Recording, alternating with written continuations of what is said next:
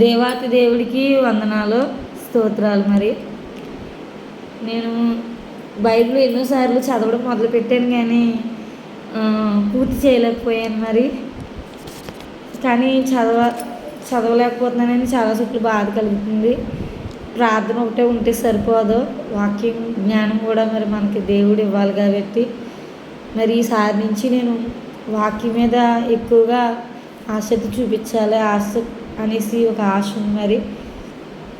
అయితే నాకు ఆలోచన ఇచ్చిన దేవుడు ఏంటంటే ప్రతిరోజు ఒక అధ్యాయం చదువుతూ అది యూట్యూబ్లో పెడుతుంటే మనకు కూడా చదవాలనే ఇంట్రెస్ట్ కలుగుతుంది.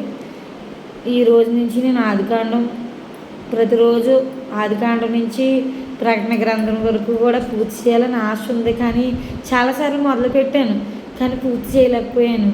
కానీ ఈరోజు శుక్రవారం ఫాస్టింగ్ ఉండి మళ్ళీ మొదలు పెడుతున్నాను ఆదికాండం నుంచి. మీరు అందరూ ప్రార్థన చేయండి. ఈరోజు మొదలుపెట్టింది ప్రకటన కింద పూర్తయ్యే వరకు ఆపకుండా నేను ప్రతిరోజు ఒక అధ్యాయం చదివేలాగా మీరందరూ కూడా ప్రార్థన చేయండి. ఈరోజు నేను ఆదికాండం మొదలు పెడుతున్నానండి. ప్రతిరోజు నేను చదివింది వీడియో తీసి యూట్యూబ్లో పెడతాను. అలా పెడతా ఉంటే చదవాలన్న ఆశ కలుగుతుందని చెప్పేసి ఈ యొక్క ఆలోచనకు వచ్చాను. మరి ఇది పూర్తి చేసేలాగా దేవుడే నాకు సహాయం చేయాలి. మనం అనుకుంటే అవ్వదు కానీ పరిశుద్ధాత్మ దేవుడు కూడా మనకు సహాయం చేస్తే ఖచ్చితంగా నేను బైబిల్ పూర్తి చేయగలను.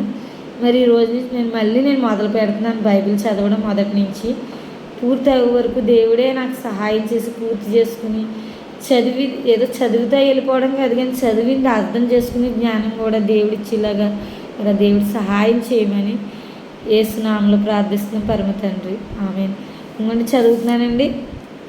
నేను వాక్యం చదివింది రికార్డ్ అవుతుంది.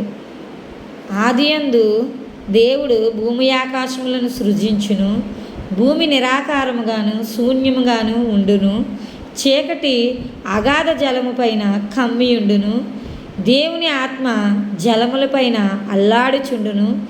దేవుడు వెలుగు కమ్మని పలకగా వెలుగు కలుగును. వెలుగు మంచిదైనట్టు దేవుడు చూచును. దేవుడు వెలుగును చీకటిని వేరుపరచును. దేవుడు వెలుగునకు పగలనియు చీకటికి రాత్రనియు పేరు పెట్టును. అస్తమయమును ఉదయమును కలుగుగా ఒక దినమాయను. మరియు దేవుడు జలముల మధ్య ఒక విశాలం కలిగి ఆ జలములను ఈ జలములను వేరుపరచును గాకాని పలుకును. దేవుడు ఆ విశాలం చేసి విశాలం కింది జలములను విశాలం మీద జలములను వేరు పరపగా ఆ ప్రకారం ఆయను. దేవుడు ఆ విశాలమునకు ఆకాశము అని పేరు పెట్టును. అస్తమయమును ఉదయమును కలుగుగా రెండో దినమాయను. దేవుడు ఆకాశం కిందనున్న జలములొక చోటనే కూర్చబడి ఆరిన నేల కనపడును గాక అని పలుకుగా ఆ ప్రకారమాయను. దేవుడు ఆరిన నేలకు భూమి అని పేరు పెట్టును. జలరాశికి ఆయన సముద్రములని పేరు పెట్టును. అది మంచిదని దేవుడు చూసును. దేవుడు గడ్డిని విత్తనములిచ్చు చెట్లను భూమి మీద తమ తమ జాతి ప్రకారము తమలో విత్తనములు గల ఫలమిచ్చు ఫలవృక్షములను భూమి మొలిపించును గాకాని పలుకుగా ఆ ప్రకారం ఆయన. భూమి గడ్డిని తమ తమ జాతి ప్రకారము విత్తనములిచ్చు చెట్లను తమ తమ జాతి ప్రకారము తమలో విత్తనములు గల ఫలవృక్షములు మొలిపింపగా అది మంచిదని దేవుడు చూసును. అస్తమయమును ఉదయమును కలగగా మూడో దినమాయను. దేవుడు పగటిని రాత్రిని వేరుపరిచినట్లు ఆకాశ విశాలమందు జ్యోతులను కలుగును గాకానియు అవి సూచనలను కాలములను దిన సంవత్సరములను సూచించుటకై యుండు గాకాని భూమి మీద వెలుగిచ్చుటకు అవి ఆకాశ విశాలమందు జ్యోతులై యుండు గాకాని పలికిను. ఆ ప్రకారము దేవుడు ఆ 2 గొప్ప జ్యోతులను అనగా పగటిని ఏలుటకు పెద్ద జ్యోతిని, రాత్రిని ఏలుటకు చిన్న జ్యోతిని నక్షత్రములు చేసును. భూమి మీద వెలిగించుటకును, పగటిని రాత్రిని ఏలుటకు వెలుగును, చీకటిని వేరుపరచుటకును దేవుడు ఆకాశ విశాలమందు వాటినించును. అది మంచిదని దేవుడు చూచును. అస్తమయమును ఉదయమును కలుగగా 4వ దినమాయను. దేవుడు జీవము కలిగి చలించు వాటిని జలములు సమృద్ధిగా పుట్టించును గాకాని.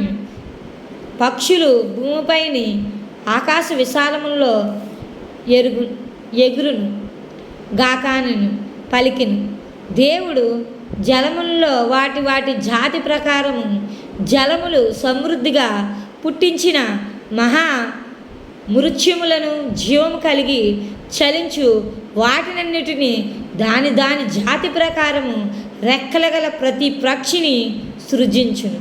అది మంచిదని దేవుడు చూచును. దేవుడు మీరు ఫలించి అభివృద్ధి పొంది సముద్ర జలములలో నుండి యుండుడని పక్షులు భూమి మీద విస్తరించును కాకాను. వాటిని ఆశీర్వదించును. అస్తమయమును ఉదయమును కలుగుగా 5వ దినమాయను. దేవుడు వాటి జాతి ప్రకారము జీవం గల వాటిని అనగా వాటి జాతి ప్రకారం పశువులను, పురుగులను, అడవి జంతువులను భూమి పుట్టించిన గాకాని పలికెను. ఆ ప్రకారం ఆయన దేవుడు ఆయా జాతుల ప్రకారము అడవి జంతువులను, ఆయా జాతుల ప్రకారము పశువులను, ఆయా జాతుల ప్రకారము నేలను, ప్రాకు ప్రతి పురుగును చేసును. అది మంచిదని దేవుడు చూచును. దేవుడు మన స్వరూపమందు మన పోలిక చొప్పున నరులను చేయుదుము. వారు సముద్రపు చేపలను, ఆకాశ పక్షులను, పశువులను, సమస్త భూమి మీద ప్రాకు ప్రతి జంతువును ఏలుదురుగాకాను పలికిను. దేవుడు తన స్వరూపమందు నరుణ్ణి సృజించును. దేవుని స్వరూపమందు వాణ్ణి సృజించును. స్త్రీని కానీ పురుషుని కానీ వారిని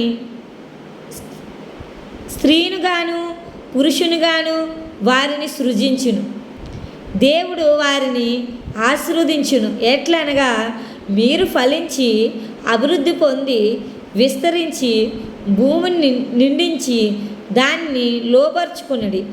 సముద్రపు చేపలను, ఆకాశ పక్షులను, భూమి మీద ప్రాకు ప్రతి జీవిని ఏలుడని దేవుడు వారితో చెప్పును.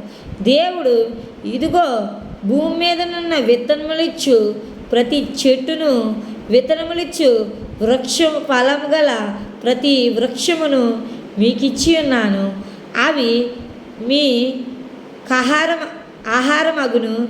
భూమి మీద నుండి జంతువులన్నింటికి, ఆకాశ పక్షులన్నింటికి, భూమి మీద ప్రాకు సమస్త జీవులకును పచ్చని చెట్లని ఆహారమగునని పలికెను.